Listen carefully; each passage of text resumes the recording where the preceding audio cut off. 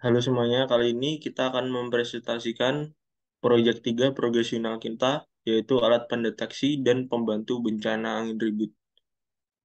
Next. Oke, sebelumnya perkenalkan nama saya Yohanes Paulus Arda Subankoten dengan NPM 22071168. Saya Ben Wida Kaviantio dengan nomor NPM 22071165. Saya Cindy Valencia dengan NPM 22071159. Saya Jonathan Luis Guido dengan NPM 22071160.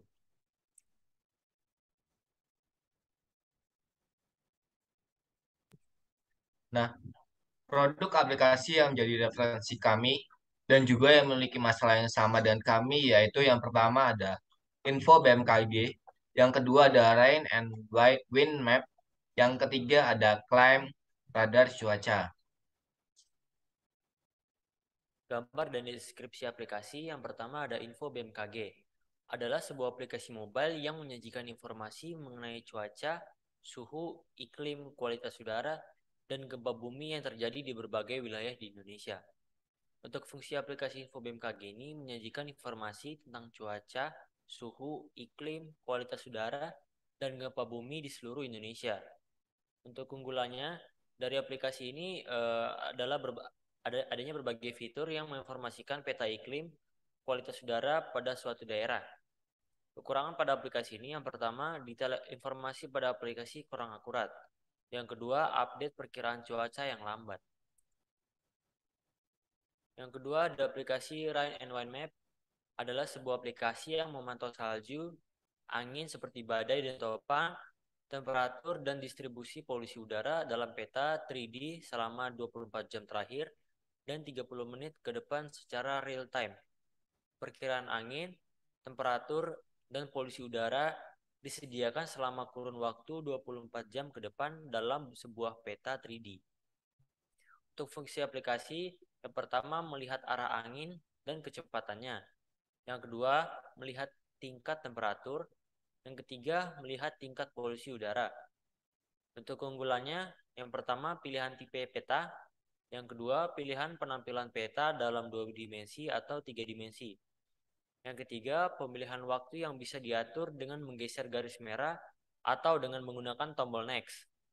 Untuk kekurangan aplikasi, yang pertama terdapat pop-up iklan, yang kedua membutuhkan sedikit pengetahuan untuk memahami informasi, yang ketiga tidak terdapat lokasi otomatis pengguna. Aplikasi yang ketiga, Climb Radar Cuaca, adalah sebuah stasiun cuaca yang akurat namun mudah digunakan langsung pada ponsel. Aplikasi ini mencerminkan kondisi cuaca secara real time.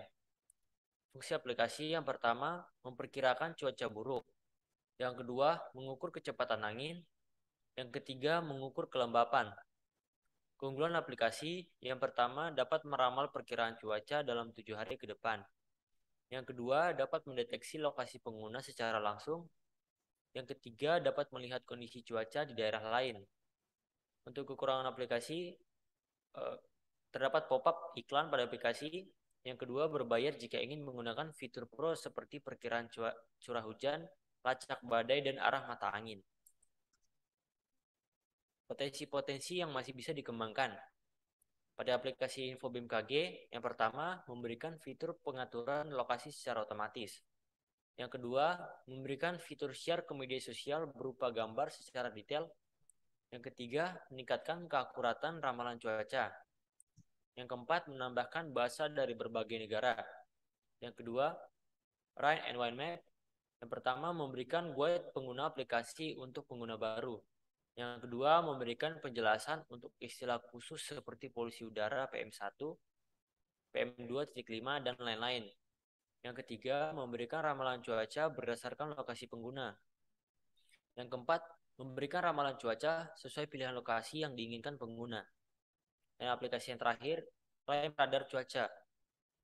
Fitur Pro berbayar untuk pelacak badai seharusnya dihilangkan, agar pengguna dapat mengakses lebih banyak fitur.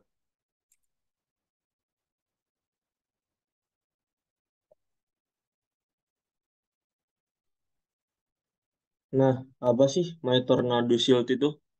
My Tornado Shield adalah sebuah aplikasi yang dirancang sebagai pendeteksi dan pertolongan untuk bencana angin puting beliung. Next.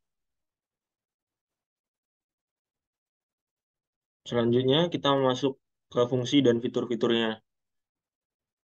Yang pertama, ada fitur untuk laporan suhu, kelembapan awan, kecepatan arah dan arah angin, kualitas udara dan cuaca. Yang kedua, ada memperkirakan radius angin ribut. Yang ketiga, ada fitur edukasi pasca saat dan terjadinya bencana.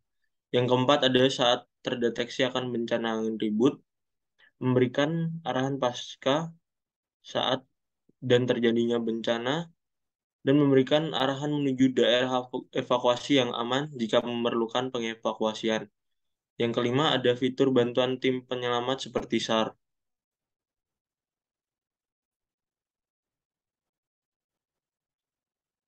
Selanjutnya, yang keenam, ada fitur donasi bagi korban bencana alam.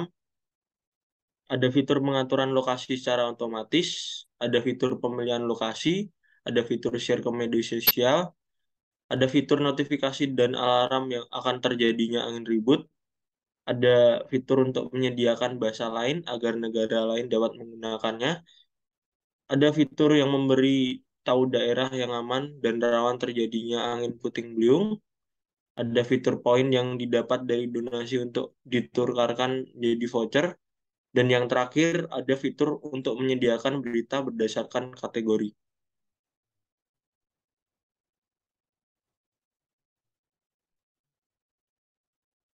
Kebaruan aplikasi yang kami tawarkan yang pertama, donasi bagi korban bencana alam maupun non-alam. Poin bagi donatur yang nantinya poin ini dapat ditukarkan dengan hadiah. Laporan donasi yang sudah disalurkan, layanan pertolongan korban bencana alam dengan mendatangkan tim SAR.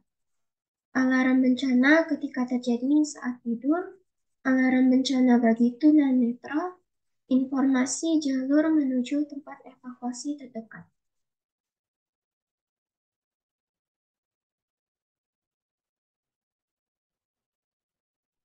Bagian alur program aplikasi kami mendapatkan data dari satelit seperti ESA, geostationary, dan polar orbiting.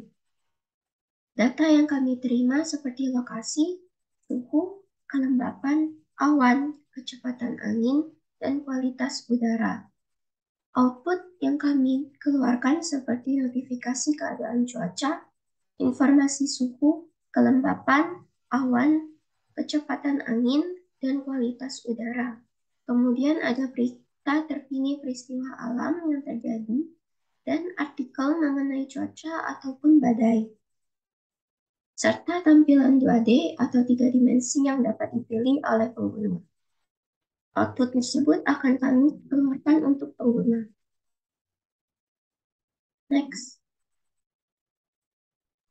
Lalu flowchart. Nah, dimulai dari start. Di start ini, di awal, kalian akan memberi izin akses lokasi. Atau dengan kata lain, aplikasi ini meminta akses lokasi. Lalu yang kedua, lalu berikutnya akan menampilkan tampilan register atau login. Itu berdasarkan apakah kalian punya akun atau belum. Jika kalian sudah punya akun, kalian bisa login. Dan jika tidak berhasil, kalian harus mengulang login tersebut. Dan jika berhasil, kalian bisa masuk ke menu utama. Dan register. Di register. Nah, di register ini, kalian memasukkan nama dan password. Jika tidak berhasil, kalian harus mengulangnya. Namun jika berhasil, kalian bisa masuk ke menu utama. Nah, di menu utama ini ada sekitar 7 opsi. Nah, untuk opsi yang pertama itu perkiraan kondisi. Nah, di perkiraan kondisi ini ada 4, yakni suhu, kelembapan, arah angin, dan cuaca. Nah, data yang kami ambil itu berdasarkan data satelit atau BMKG. Di sini kami akan menampilkan suhu, kelembapan, arah angin, dan cuaca. Lalu pindah ke opsi yang kedua yakni informasi angin puting beliung. Di sini ada tiga opsi, yakni perkiraan terjadi angin puting beliung, daerah yang aman dan rawan terjadinya angin puting beliung, dan edukasi mengenai saat terjadinya angin puting beliung. Nah, data yang kami peroleh dari data yang kami peroleh dari data satelit atau BMKG itu untuk perkiraan terjadinya angin puting beliung dan daerah yang aman dan rawan terjadinya angin puting beliung, yakni untuk menampilkan waktu dan lokasi terjadinya angin puting beliung serta menampilkan daerah yang aman dan rawan terjadinya angin puting beliung. Lalu yang lanjut yang ketiga tadi, edukasi mengenai saat terjadinya angin puting beliung, seperti saat menenangkan diri saat bencana atau yang lainnya. Data yang kami peroleh, kami buat Data yang kami peroleh berdasarkan server data mengenai edukasi yang kami buat sendiri. Lalu kami akan menampilkannya. Nah, untuk opsi yang ketiga, yakni berita. Berita mengenai kabar bencana. Di sini data yang kami peroleh itu berdasarkan data satelit, BMKG, dan laporan pemerintah. Lalu, kami akan menampilkan berita berdasarkan kategori jenis bencananya. Nah, untuk opsi yang keempat, itu ada poin. Di poin ini, kalian bisa melakukan dua hal, yakni menukarkan poin atau menggunakan voucher. Yang pertama, menukarkan poin. Di sini, poin dari server poin akan diambil. Nah, di sini kalian bisa mencari voucher yang kalian inginkan. Jika sudah, nah di sini poin akan ditukarkan dengan voucher. Poin yang kalian punya dari server poin akan langsung ditukarkan ke voucher, sehingga voucher tersebut akan masuk ke server voucher. Dan voucher siap digunakan. Lalu yang kedua ada gunakan voucher. Nah, di sini kalian bisa memilih voucher yang kalian gunakan dari server voucher yang kalian miliki, yang kami miliki. Nah, jika kalian sudah memilih, voucher tersebut akan diperoleh dari server voucher ke server pihak luar. Lalu penukaran voucher akan berhasil. Lalu opsi yang kelima itu ada donasi. Di sini kalian akan diperintah untuk memilih jenis pembayaran, mengikuti instruksi pembayaran, serta mengisi nominalnya. Jika kalian belum berhasil, kalian harus mengulangnya. Namun jika sudah berhasil, uang tersebut akan masuk ke server donasi dan poin akan otomatis langsung dikirimkan. Dan poin tersebut akan masuk ke server poin, sehingga poin tersebut kalian dapatkan. Nah, lalu eh, yang ke yang keenam itu ada panggilan darurat. Nah, di panggilan darurat ini, jika kalian menekan, kalian akan langsung terhubung ke tim SAR dan kalian akan memulai panggilannya.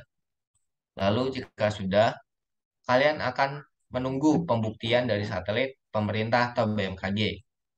Itu jika jumlah panggilan kalian masih kurang dari 3 kali, namun ditolak, kalian akan dikembalikan ke panggilan darurat dan melakukan hal yang sama. Namun jika jumlah panggilan kalian sudah lebih 3 kali dan tetap ditolak, kalian akan otomatis masuk ke menu utama. Namun jika kalian berhasil, tim SAR akan otomatis datang ke tempat lokasi kalian. Next.